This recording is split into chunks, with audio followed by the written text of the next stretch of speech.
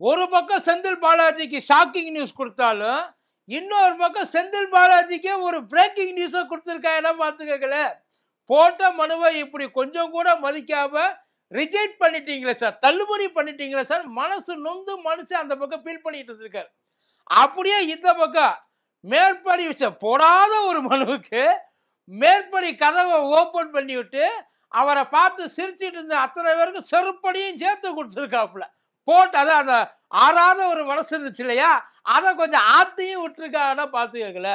இதுல அவருக்கு செந்தில் பாலாஜி எதிரில் இருக்கிறவங்க எல்லாம் இப்ப என்ன ஃபீல் பண்றாங்கன்னா, சார் அவங்க உங்களை கேட்டாங்களா சார், இது வேணும்னு உங்கள்கிட்ட அவங்க கேட்டாங்களா சார், உங்களை யாரு சார் இப்படி எல்லாம் பேச சொன்னது, இப்படி பண்ணிட்டீங்களா யுவர் ஆனர் அப்படின்னு சொல்லிட்டு இந்த பக்கம் எதிரில் இருந்துட்டு கத்த ஆரம்பிக்கிறாங்க.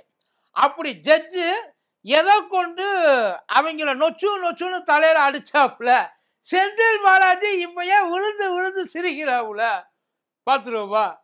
உங்கள் லெஜண்ட் சரவணாவில் தீபாவளி பரிசாக பவனுக்கு ரூபாய் 1200 தள்ளுபடி.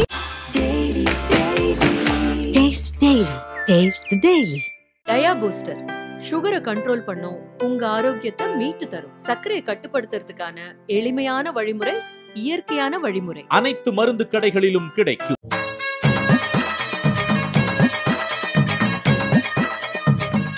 மதியம் நேயர்களுக்கு வணக்கம். இது மதியம் திருபாட் கூத்தடி கோப்பி. செந்தில் பாலாஜி திரும்ப அமைச்சர் ஆகலாம்ப்பா. அவரை நாங்க அமைச்சர் ஆக விட மாட்டோம்னு சொல்லவே இல்லையே. அவர் இது வரைக்கும் எங்களுக்கு ஒரு அப்ளிகேஷனை போடல, அதனால நாங்களும் அதை வந்து கன்சிடர் பண்ணல. இப்போ அவர் அமைச்சர் ஆகணும்னா எங்களுக்கு ஒரு அப்பீலை போட்டு விடுங்க, நாங்கள் அதை என்ன ஏதுன்னு பார்த்துட்டு உங்களுக்கு ஓப்பன் பண்ணி விட்டுடுறோம். நீங்கள் அமைச்சர் ஆகிறத தடுக்கிறது எங்கள் நோக்கம் கிடையாது அப்படின்னு ஜட்ஜு சொல்லியிருக்காங்க.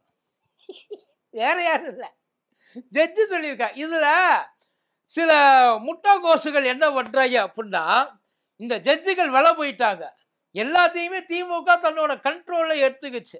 திமுக கிட்ட விலை போன நீதிபதி அப்படின்னு சொல்லி இந்த பக்கம் புரட்டிக்கிட்டு இருக்காங்க. முண்டங்களா அறிவுன்றது அறவே கிடையாதுல்ல, கொஞ்சம் கூட யோசிச்சு பாதிக்க மாட்டேங்கல. இதை சொன்னது சென்னையில் இருக்க கோர்ட்டு சொல்லித்தான் பரவாயில்ல, நான் அதுக்கு வர்றேன். உயர் நீதிமன்றம் சொல்லித்தான் பரவாயில்ல, உச்ச நீதிமன்றம் சொல்லி இருக்கிறா. உச்ச நீதிமன்றத்தில் இந்த கேஸ் நடந்துகிட்டு இருக்கு. அவங்க ஏன்னா இந்த கேஸை போட்டது யாரு, இடி. அவங்க உள்ள வந்துதான் தூக்கி உள்ள வச்சது. இது வந்தது பிஎம்எல்ஏ ஆக்டில், மணி லாண்டரிங் ஆக்டில். அதனால தான் ஒன்னத்தையும் சொல்லாம ஒரு வருஷம் தூக்கி உள்ள வச்சிருந்தாங்க. இப்போ அந்த கேஸில் தான் ஆக்சுவலி ஒரு பக்கம் மைனஸ், இன்னொரு பக்கம் பிளஸ். சிவர் இந்த ஐயா ஓகா இருக்காருல்ல, இப்போ ரிட்டையர் ஆயிட்டாப்புல, அவர் தான் செந்தில் பாலாஜிக்கு அந்த இதை தீர்ப்பை எழுதுனது எல்லாத்தையுமே. அதில் என்னென்ன எழுதியிருக்காப்புல, அதாவது அந்த தீர்ப்புனா அந்த கேஸ் விவரங்கள் என்னென்ன எழுதியிருக்காப்புலன்னா, இவர் வந்து வாங்கியிருக்காப்புல, மனுஷன் வந்து பப்ளிக் பணத்தை திருடியிருக்கா, என்னென்னமோ வந்து அதில் எழுதியிருக்காப்புல. ரொம்ப கடினமான வார்த்தைகள் அப்படின்னு சொல்லிட்டு யூஸ் பண்ணிட்டு இதை வந்து தயவுசெய்து நீக்கணும் அப்படின்னு சொல்லி தான் அந்த பெட்டிஷனை போட்டது. ஒரு பக்கம் ஐயா துஷார் மேத்தா பாசக பக்கம், இன்னொரு பக்கம் ஐயா கபில் சிபில் இங்கே செந்தில் பாலாஜிக்காக வாதாடுறது. அதில் என்ன சொல்லியிருக்காங்கன்னா, நீதிபதிகள் அதை பார்த்துட்டு, ஏப்பா இதை வந்து நீ ஐயா ஓகா இருக்கப்பயே சொல்லியிருக்கலாமே, அவர் ரிட்டையர் ஆனதுக்கப்புறம் ஏன் எங்ககிட்ட வர்றீங்க அப்படின்னு அந்த ஒரு கேள்வி அவங்க கேட்டிருக்காங்க. அதில் டபக்குன்னு துஷார் மேத்தா ஐயா இதுதான் பாயிண்ட், நம்ம இந்த இடத்துல இறுக்கி பிடிச்சி அவங்கள வேற எங்கேயும் டைவர்ஷன் ஆகாமல் பார்த்துக்கணும் அப்படின்னு சொல்லிட்டு, கரெக்டு சார், அவங்க இருக்கிறப்ப அவர் இருக்கப்போ போட்டிருக்க வேண்டியது தானே சார், இவங்களுக்கு எப்போ பார்த்தாலும் இதே வேலையாக போச்சு. இது நீதிமன்றத்துடைய மனதின் கருத்து சார், அவங்க மனசில் உள்ளது. டபக்குன்னு கபில் சிபில் இருந்துச்சு சார், எப்படா இதை சமாளிக்கிறதுன்னு நினச்சிக்கிட்டு இருந்தேன். வந்துட்டாயா துஷார் மேத்தா, நீ இருக்கிற வரைக்கும் எனக்கு எந்த ஒரு கவலையும் கிடையாது, ஜாலியாக இருப்பேன் சார். இது நீதிமன்றத்தோட கருத்து தான், அவங்க தீர்ப்புல எல்லாம் அது கிடையாது. நீதிமன்றத்தில் மனசுல இருந்தது தானே தவிர அங்கே அவங்க எழுதி கொடுத்தாங்க இல்லையா தீர்ப்பு, அதுலலாம் அப்படி கிடையாது. அதாவது என்ன சொல்லியிருக்காங்கன்னா, இவர் அந்த அந்த வார்த்தைகளை நாங்கள் நீக்க மாட்டோம்ட்டாங்க ஜட்ஜெல்லாம். அதெல்லாம் வந்து முடியாதுங்க, அது எழுதுனது தான். ஆனால் இதை எழுதாததை இவங்க வந்து எதுவும் செய்ய விட மாட்டேன்றாங்க. அதாவது இவர் வந்து மறுபடியும் அமைச்சர் ஆகிறதை இந்த நீதிமன்றம் ஒத்துக்கொள்ளாது அப்படிலாம் எங்கேயுமே அங்கே எழுதலை.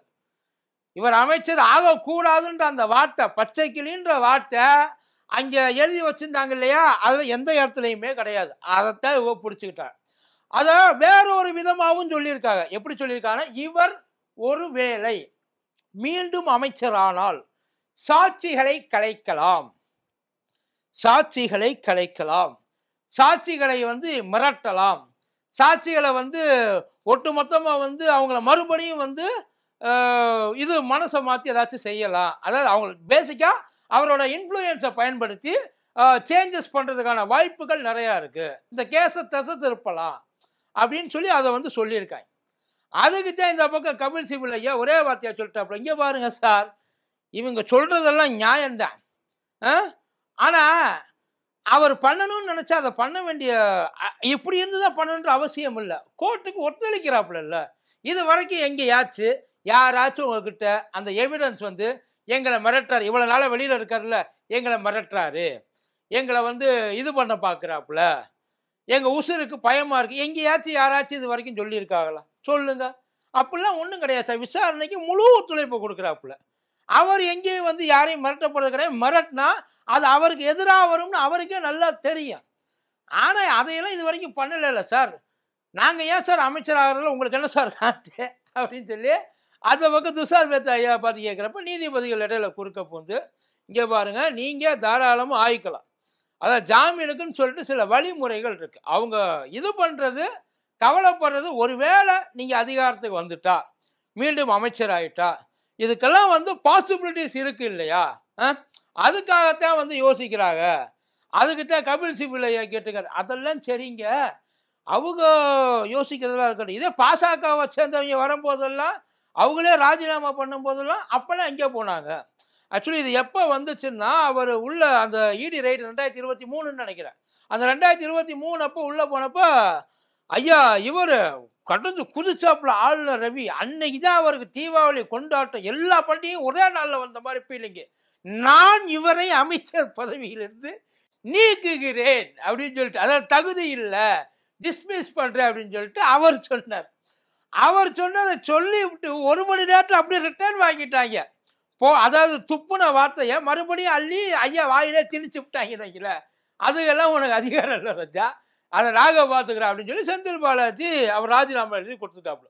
அதுக்கப்புறம் எவ்வளவோ அப்பீல் பண்ணி உள்ள ஜெயிலில் போட்டு படாத பாடுபட்டு அவங்க விடவே மாட்டேன்ட்டாங்க.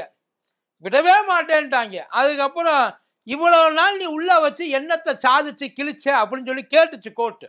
அப்படி கேட்டதுக்கு அப்புறம் தான் நாங்க ஒன்றும் பண்ணலையே, அப்புறம் என்ன வெளியில விட்டு உட்கார்ந்துரு, எனக்கு ஏதாச்சும் தேவைப்பட்டா திரும்ப கூப்பிட்டுறான்னு சொல்லி ஜாமீனை கொடுத்துட்டாங்க. ஜாமீனை கொடுத்ததுக்கு அப்புறம் என்னாச்சு, மறுபடியும் அவர் அமைச்சரா பொறுப்பேற்கிறதுக்கு தயாராயிட்டாப்புல.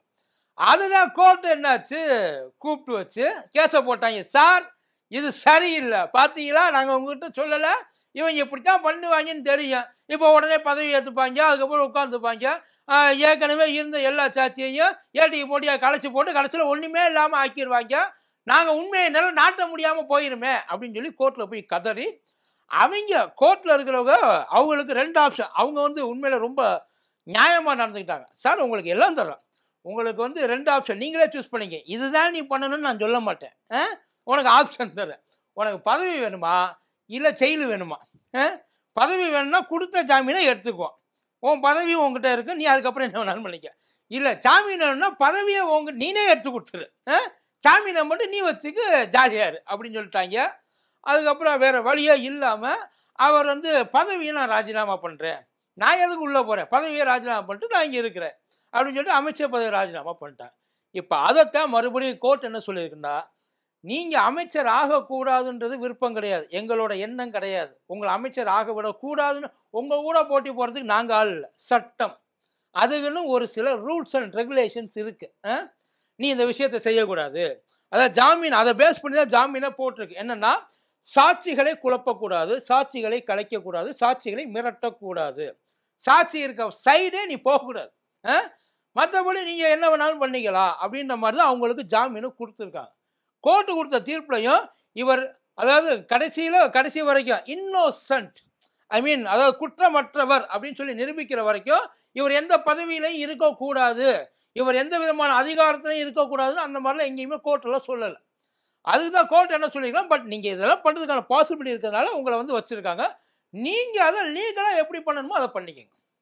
லீகலாக போயிட்டு ஒரு அப்ளிகேஷனை போடுங்க, மனுவை போடுங்க. அந்த மனுவை நாங்கள் பரிசீலிக்கிறோம். அந்த மனுவை பரிசீலித்ததுக்கு அப்புறம் நீங்கள் ஆகலாமா வேண்டாமா அப்படின்றத நாங்கள் டிசைட் பண்ணி சொல்கிறோம். கோர்ட்டோட அனுமதியோடு நீங்கள் அமைச்சராகிக்கோங்க அப்படின்றது தான் பட் அதுவும் இன்னொரு இக்கு வச்சுருக்காங்க. இன்கேஸ் நீங்கள் அமைச்சரானதுக்கு அப்புறம் ஏதாச்சும் ஒரு பிரச்சனை, நீங்கள் ஏதாச்சும் ஒரு அந்த இதை வந்து வயலேட் பண்ணியிருக்கீங்க அப்படின்னு சொன்னால் பதவியும் பறி போயிடும், ஜாமீனும் பறி போயிடும், உள்ளே தான் உட்காந்துருக்கணும் அப்படின்ட்டாங்க.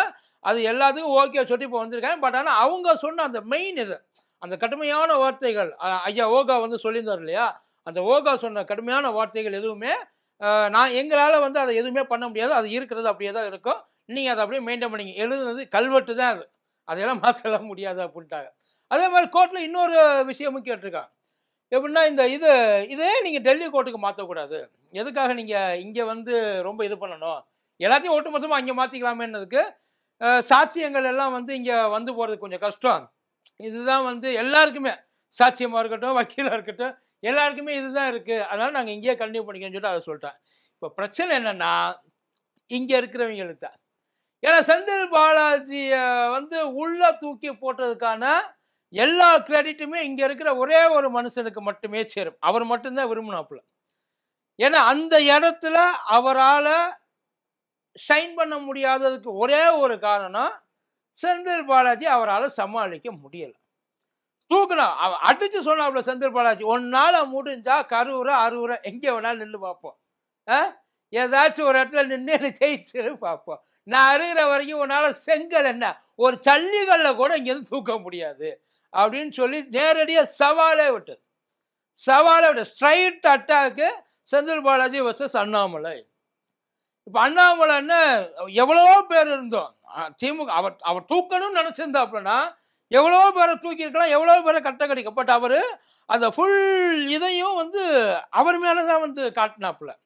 இந்த இந்த இந்த இந்த எங்கள் அம்மா நாகம்மா மேலே சத்தியம், என்னுடைய முழு இதையும் வந்து நான் ஓ மேலே தான் கக்குவேன் அப்படிம்பாங்கல்ல, அதே மாதிரி அவர் மேலே தான் கக்குனாப்புல. கக்குனதுக்கான அந்த இதையும் வந்து செஞ்சுட்டாப்புல, சரியான வசந்தானு ப்ரூவும் பண்ணிட்டாப்புல. இப்போ மறுபடியும் அவர் வெளியில் வந்துட்டா. ஆனால் இப்போ அண்ணாமலைன்னு சீட்டே கொடுப்பாங்களான்ன்றது தெரியல. சீட்டு கொடுத்தாலும் அண்ணாமலைன்னு நிற்பாரான்றது தெரியல. அப்படியே நின்னாலும் அதை கரூர் பக்கம் நிற்பாரான்றதும் தெரியல. ஏன்னா இங்கிட்டே சொல்லிட்டாப்புல, எனக்கு யார், எல்லாருமே எனக்கு சொந்தக்காரங்க தான். நான் சாமி கும்பிட்ற இடத்துல தான் அவர் வந்து சாமி கும்பிடுவாப்புல. இருந்தாலும் வந்து அதுக்கும் இதுக்கும் என்னங்க அங்கேயே ஒரு பிட்டை போட்டு வச்சுட்டாப்புலன்னு வைக்கல. ஆனால் உன்னை உள்ள தள்ளி கழிதிங்க வச்சு உன்னைய வெளியிலே வரவிடாம ஆக்கிவோம், அரசியல் வாழ்க்கையை அஸ்தமனமாக்கலை, அந்த அஸ்தியை கொண்டு போய் நான் காசியில் கரைக்கலை அப்படின்ற மாதிரிலாம் நிறைய டைலாக்லாம் அடித்தாங்க. இப்போ மறுபடியும் அவங்க இருக்கிறப்பயே, ஏன்னா இப்போ இன்னொரு விஷயம், ஒரு எக்ஸ்க்ளூசிவ் சேர்த்து சொல்கிறேன், இது வரைக்கும் விசாரணையை ஸ்டார்ட்டே பண்ணல. அப்படி உள்ளே கொண்டு போய் வச்சு என்னத்தோ பண்ணாங்கன்னு இது வரைக்கும் யாரும் தெரியாது. விசாரணையே ஸ்டார்ட் ஆகலை சார். அதனால் இது வந்து பண்ண முடியுமா, செய்ய முடியுமா? செந்தில் பாலாஜி ஆனால் ஒன்று மட்டும் நல்லா தெரிஞ்சுங்க, அங்கே ஒரு வேளை இதெல்லாம் பண்ணி நீங்கள் என்ன வேணுமோ கேஸ் நடத்த வரையும் நடத்திங்கன்னு சொல்லிட்டு அது வரைக்கும் அவர் இருந்தாப்புல அப்படின்னா அதுக்கப்புறம் ஒன்றும் பண்ண முடியாது இவங்களால். நீ எத்தனை இடத்துக்கு வேணா, ஒன்றும் இல்லைப்பா, அவர் ஒன்றுமே, அவர் அமைச்சர் இல்லை, போஸ்டிங் இல்லை, கரூரோட ஜஸ்ட்டு அந்த இடத்த மட்டும் அவர் வந்து இது பண்ணிகிட்டு இருக்கா, அட்மினிஸ்ட்ரேஷன் பண்ணிகிட்டு இருக்கான்னு வச்சுக்கோங்களேன் ஒரு பேச்சுக்கு. அதுக்கே இந்த அலறாங்க, எல்லாத்தையும் தூக்கி அவர் மேலே பழைய இந்த மாதிரிலாம் பண்ணுறதுக்கான வேலைகள்லாம் நிறைய இருக்குது. அவர் அந்த இதில் ஒரு ஆளே கிடையாது, மினிஸ்ட்ரியில் ஒரு ஆளே கிடையாது, அவர் வெளியில் தான் இருக்கிறாப்புல. இப்போ மறுபடியும் இவரை தூக்கி வைக்கிறதுக்கு எவ்வளோ பேர் பாடுபட்டாங்க. நீங்கள் ஒட்டுமொத்த அந்த கொங்கு பெல்ட்டில் உள்ள அவ்வளோ பேரும், ஐயா எடப்பாடியாராக இருக்கட்டும், அண்ணாமலையாக இருக்கட்டும், எவ்வளவோ பேர். ஏன்னா அவரை மீறி அங்கே இருக்கிற எவனாலையும் அரசியல் பண்ண முடியலை. ஒட்டுமொத்தமாக அதை வந்து அந்த கைக்கு அந்த டேர்ன் ஓவர் பண்ணுறதுன்றது இருக்கு இல்லையா, அவங்க அப்படி அந்த என்டையர் அந்த ஏடிஎம்கே பிஜேபி அதை அப்படியே வளைச்சு அவங்க கூட சண்டை போட்டு அந்த இடத்துக்கு சென்ட்ரலில் கொண்டாந்து அதை உட்கார வைக்கிறதுன்றது அதை இது வரைக்கும் நல்லா பண்ணியிருக்காப்புல. ஆனால் இனிமேலுக்கு தான் அவங்க இந்த தீர்ப்பு வந்து செந்தில் பாலாஜிக்கு எந்த அளவுக்கு சந்தோஷத்தை கொடுக்குதோ அந்த அளவுக்கு துக்கத்தை ஆப்போசிட்டில் இருக்கிறவங்களுக்கு கொடுக்கும். 2 வாரத்தில் பதில் சொல்லியிருக்காங்க, 2 வாரங்கள் சப்ளை பண்ணுவாங்க மோஸ்ட்லி. அதுக்கடுத்து வெகு விரைவில் அதுக்கான மறு ரிப்ளை வரலாம். பட் அதில் அவர் அமைச்சர் ஆகலான்னு வரலாம், இல்லைன்னு வரலாம், இல்லை கொஞ்சம் வெயிட் பண்ணுங்க இதெல்லாம் முடியட்டும், உங்கள் கேஸும் முடியட்டும் அப்படின்னு கூட வரலாம். பட் எப்படி வந்தாலும் செந்தில் பாலாஜிக்கு அது சாதகம் தான். ஏன்னா கூடுமான வரைக்கும் அவருக்கு ஆப்ஷன் இல்லை. ஏன்னா அந்த இது கொடுத்துருந்தாங்க, நீதிபதி வந்து அதை கட் பண்ணியிருந்தாங்கன்னா அந்த இதுக்கே வந்து போயிருக்க மாட்டாங்க. ஏங்க இதில் இருக்கிறது அப்படியே இருந்துட்டு போட்டு அதை பற்றி என்ன இருக்குது, நீங்கள் சாட்சியை கழிச்சு எங்களுக்கு உங்கள் மேலே நம்பிக்கை இல்லை. ஏன்னா சொல்ல வேண்டியது எல்லாத்தையும் துஷார் மேத்தா இப்பயே சொல்லிட்டாப்ல. இனிமே செந்தில் பாலாஜி சரி தான் சொல்ல வேண்டியது இருக்குது, அவர் ஏன் அமைச்சர் ஆகணும் அப்படின்ட்டு. பட் அவருக்கு என்டையர் கவர்மெண்ட்டும் சப்போர்ட்டில் நிற்கும், கண்டிப்பாக நிற்காம என்ன பண்ண, அவர் நிற்கிறப்ப மறுபடியும் அவர் அமைச்சராகி உள்ளுக்குள்ளே வந்துட்டா சுண்டா போட்டு உட்கார்ந்துருக்க வேண்டியதான். என்ன நடக்க போகுது அப்படின்றத பொறுத்து இருந்து பார்ப்போம். நன்றி.